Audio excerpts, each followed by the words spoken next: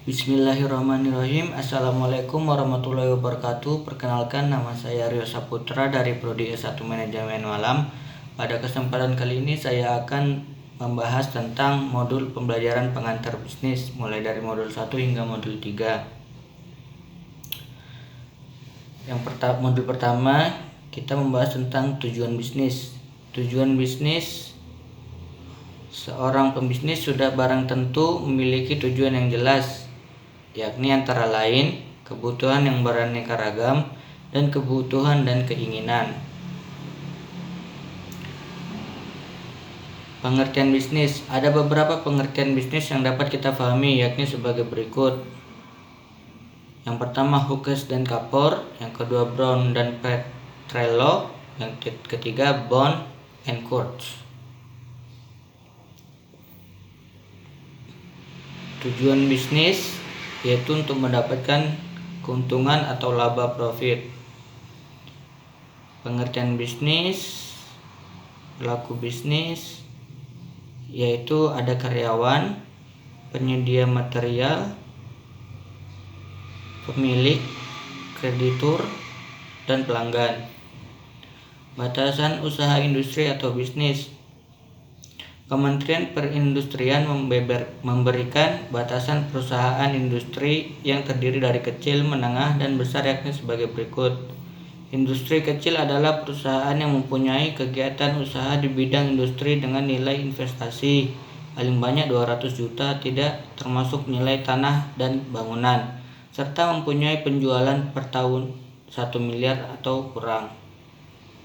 Yang kedua, industri menengah adalah perusahaan yang mempunyai kegiatan usaha di bidang industri dengan nilai investasi paling banyak 200 juta atau paling banyak 10 miliar, tidak termasuk nilai tanah dan bangunan, serta mempunyai penjualan per tahun lebih besar 1 miliar namun kurang dari 50 miliar.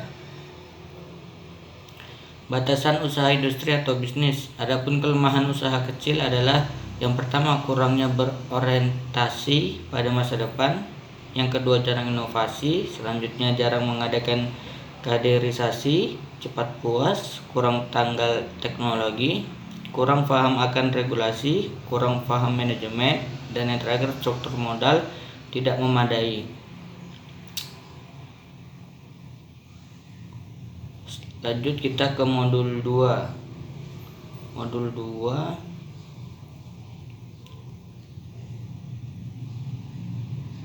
tanggung jawab sosial sebuah lembaga bisnis atau perusahaan harus ditancap secepat mungkin, dan etika bisnis memberikan rambu-rambu kapan harus berhenti, atau dengan kata lain mana yang boleh dan mana yang tidak boleh. Sebuah lembaga bisnis harus mampu menyelesaikan semua sumber daya yang mereka miliki untuk mencapai tujuan. Dalam tanggung jawab sosial, perusahaan harus memperlihatkan 5 aspek, antara lain yang pertama pelanggan, pekerja, pemegang saham, kreditur, dan masyarakat. Tanggung jawab sosial kepada pelanggan. Bagaimana memastikan tanggung jawab bisnis? Dengan cara terapkan kode etik, monitor keluhan pelanggan, memperbolehkan umpan balik pelanggan. Bagaimana memastikan tanggung jawab pemerintah? Dengan cara peraturan keamanan produk, kehalalan produk, peraturan periklanan, dan peraturan persaingan industri. Tanggung jawab sosial kepada kreditur. Jika suatu perusahaan ada masalah keuangan dan tidak dapat memenuhi kewajiban, maka perusahaan wajib memberitahukan kepada kreditur, dan biasanya kreditur tersebut memperpanjang jauh tempo pembayaran serta memberikan vonis dalam mengatasi masalah keuangan. Tanggung jawab sosial kepada pekerja. Mematikan tempat kerja adalah nyaman, baik tempat ataupun peralatannya, memastikan tidak ada diskriminasi. Lanjut, kesamaan kesempatan, tidak ada sara. Terakhir, keluhan prosedur, kode etik, UU Ketenaga Kerjaan. Tanggung jawab sosial kepada pemegang saham. Perusahaan bertanggung jawab memuaskan pemilik, manajer perusahaan memonitor keputusan perusahaan untuk meyakinkan bahwa mereka membuatnya untuk kepentingan pemilik, termasuk juga gaji karyawan dikaitkan dengan kinerja perusahaan. Dalam hal ini karyawan tinggal memfokuskan kepada memastikan perusahaan. Tanggung jawab sosial kepada lingkungan. Proses produksi yang digunakan perusahaan juga produksi yang dihasilkan dapat mencemari atau merusak lingkungan, misalnya polusi udara, O2 yang berbahaya bagi masyarakat. Implementasi corporate social responsibility. Yang pertama sektor pendidikan, yang kedua bina lingkungan, kesehatan, pembangunan UMKM, lingkungan hidup, kegiatan sosial, infrastruktur, dan peduli bencana. Kita lanjut ke modul 3.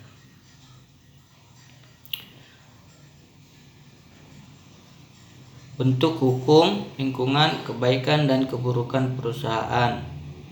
Badan usaha yang berbadan hukum dan yang bukan badan hukum. Badan usaha yang berbadan hukum, subjek hukumnya adalah badan usaha itu sendiri, karena ia telah menjadi bagian hukum yang sudah termasuk subjek hukum di samping manusia. Artinya pihak ketiga dapat menuntut perkumpulannya, namun pihak ketiga tidak bisa menuntut masing-masing orangnya. Badan usaha yang bukan berbadan hukum, subjek hukumnya adalah orang-orang yang menjadi pengurusnya. Jadi bagi badan hukum itu sendiri, karena ia bukanlah hukum sehingga tidak dapat menjadi subjek hukum, sehingga yang dituntut adalah orang-orangnya yang pihak ketiga. Bentuk-bentuk perusahaan, kelemahan dan keburukan perusahaan perseorangan. Yang pertama pertanggungjawaban tidak terbatas, yang kedua modal terbatas, ketiga kualitas manajerial dan kualitas pekerjaan terbatas, yang kelima kelangsungan operasi perusahaan terbatas. Tujuan lingkungan perusahaan atau bisnis. Lingkungan teknologi memiliki berbagai arti pada lingkungan bisnis. Teknologi umumnya mencakup semua acara yang digunakan perusahaan untuk menciptakan nilai bagi konsumen mereka. Teknologi mencakup pengetahuan manusia, metode kerja, penilaian fisik, elektronik, dan komunikasi. Yang kedua, lingkungan hukum dan politik. Ini mencerminkan hubungan antara dunia bisnis dan pemerintah, biasanya dalam bentuk aturan bisnis. Yang ketiga, lingkungan sosial budaya. Ini mencakup adat istiadat, kebiasaan, nilai, dan karakteristik. Yang keempat, lingkungan bisnis tidak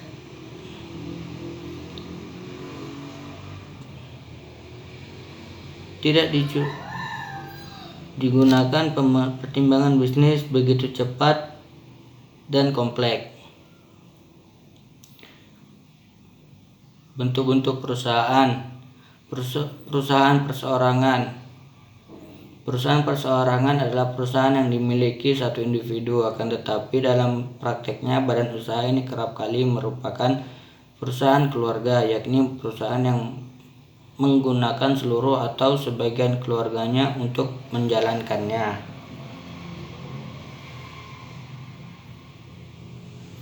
Kebaikan dari perusahaan perseorangan, yang pertama mudah didirikan, kedua modal memulai usaha kecil, pengelolaan fleksibel dan bebas, terakhir kerahasiaan usaha terjamin.